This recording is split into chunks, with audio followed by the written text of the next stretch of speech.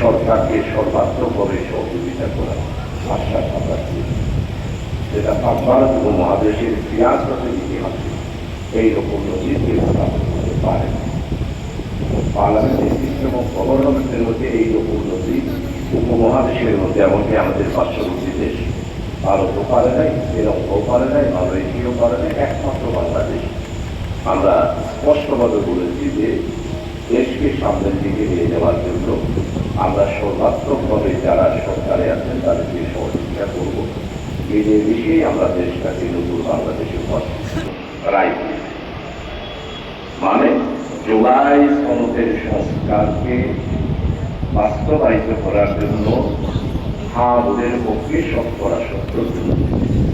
এখন বাংলা এই সংস্কারগুলোই না সংশোধন, এই বিষয়টা নিয়ে আমাদের মধ্যে বিশাল এখন আলাপ আলোচনা তর্ক বিতর্ক একটু সব করছে। আপনারা দোয়া করবেন যাতে করে জুলাই সনদের সংস্কার যেটা সংস্কার যেটা আছে সেটা পুরোপুরিভাবে আমরা বাস্তবায়ন করতে পারি এবং এই চ্যালেঞ্জের মোকাবিলা করতে পারি। 3 নম্বরে যেটা সেটা হলো যে আমাদের শিক্ষা ব্যবস্থার মধ্যে আপনারা সবাই প্রাইমারি স্কুল থেকে শুরু করে ইউনিভার্সিটি পর্যন্ত এই সিস্টেমগুলো আছে সেগুলিকে আধুনিকায়ন করার জন্য এখন চারিদিক থেকে পরামর্শ দেওয়া।